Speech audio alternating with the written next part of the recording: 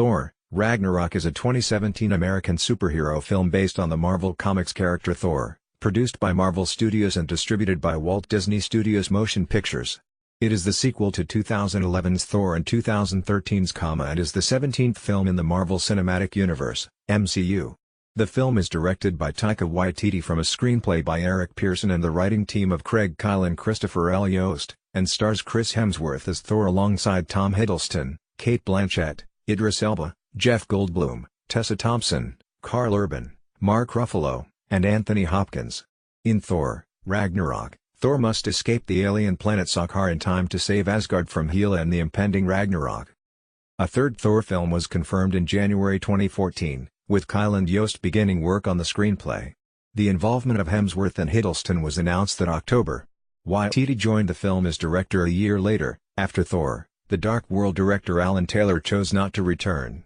Ruffalo joined the cast reprising the role of Hulk from previous MCU films, which allowed elements of the 2006 comic storyline Planet Hulk to be adapted for Ragnarok. The rest of the cast, including Blanchett as Hela, was confirmed in May 2016, with Pearson's involvement revealed at the start of filming that July. Principal photography took place in Brisbane and Sydney, Australia, with the film also having exclusive use of Village Roadshow Studios in Oxenford, concluding in October 2016. Thor: Ragnarok premiered in Los Angeles on October 10, 2017, and was released in the United States on November 3, in 3D, IMAX, and IMAX 3D. The film received praise for its acting, direction, action sequences, soundtrack, and humor, with many critics considering it the best of the Thor trilogy. It grossed $854 million, becoming the highest-grossing film of the trilogy and the ninth highest-grossing film of 2017. Plot: 2 years after the Battle of Sokovia, Thor is imprisoned by the fire demon Surtur in Muspelheim, who reveals that Thor's father Odin is no longer on Asgard. He explains that the realm will soon be destroyed during the prophesied Ragnarok, once Surtur unites his crown with the eternal flame that burns in Odin's vault. Thor frees himself, defeats Surtur and takes his crown, believing he has prevented Ragnarok.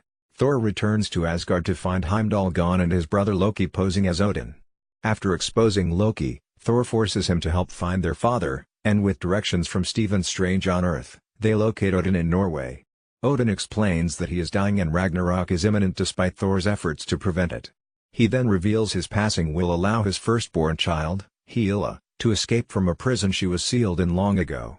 Hela was the leader of Asgard's armies, conquering the 9 realms with Odin, but Odin imprisoned her and wrote her out of history after he feared that she had become too ambitious and powerful. Odin dies as Thor and Loki watch on, and Hela appears, destroying Thor's hammer Mjolnir.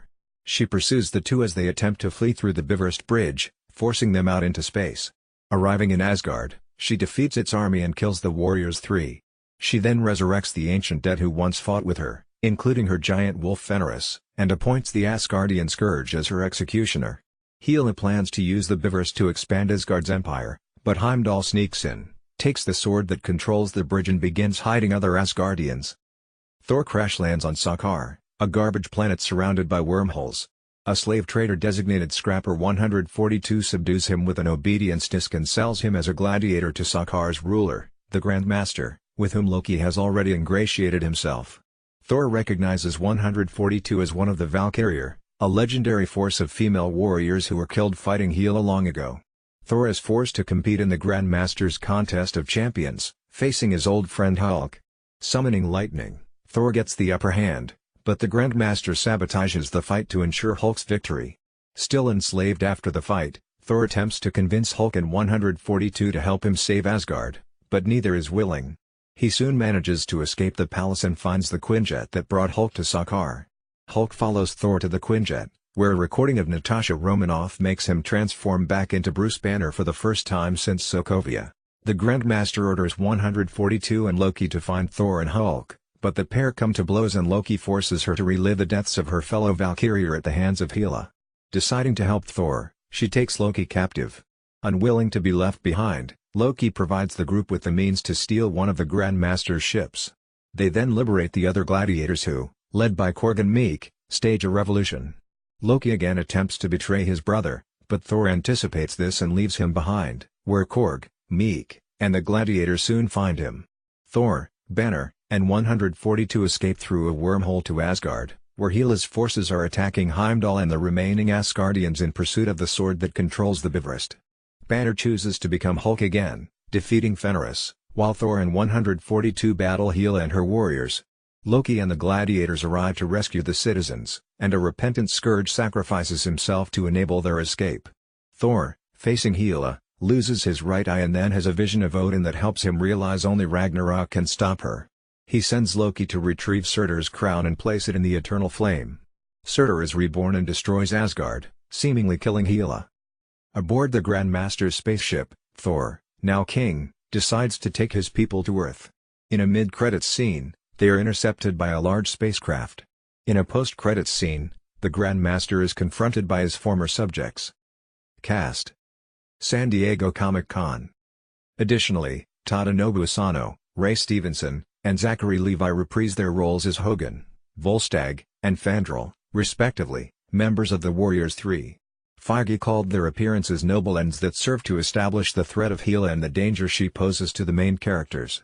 Benedict Cumberbatch reprises his role as Dr. Stephen Strange from the film Doctor Strange, 2016. Rachel House, who has appeared in several of Waititi's films, plays Topaz, the Grandmaster's bodyguard, while Waititi portrays Korg, a gladiator who befriends Thor. Waititi provided a motion capture performance for the character, who is made of rocks, and wanted to do something different by having the character be soft-spoken, ultimately basing Korg's voice on that of Polynesian bouncers. Waititi also provided the motion capture performance for the fire demon Surtur, based on the mythological being Surtur, with Clancy Brown voicing the character. Thor and Hulk co-creator Stan Lee makes a cameo appearance as a man on Sakaar who cuts Thor's hair.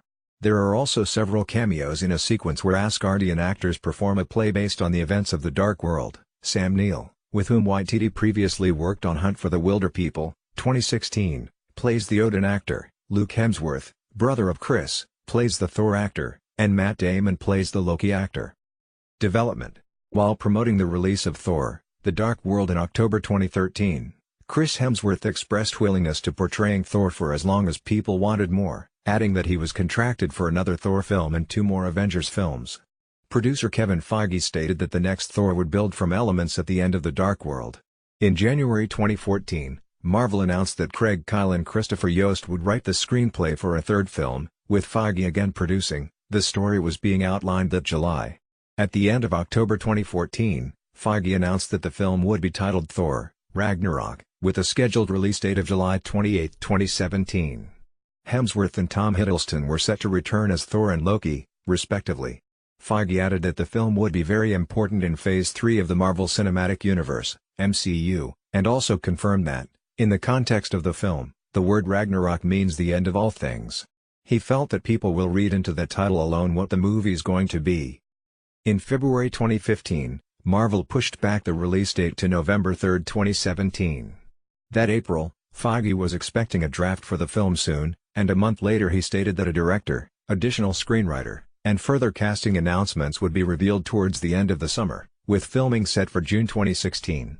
The Dark World director Alan Taylor explained that he would not be returning, as the Marvel experience was particularly wrenching because I was sort of given absolute freedom while we were shooting, and then it turned into a different movie. So, that is something I hope never to repeat and don't wish upon anybody else. During the 2015 San Diego Comic-Con International, Jamie Alexander said that she would reprise her role as Sif in a very pivotal part of the film.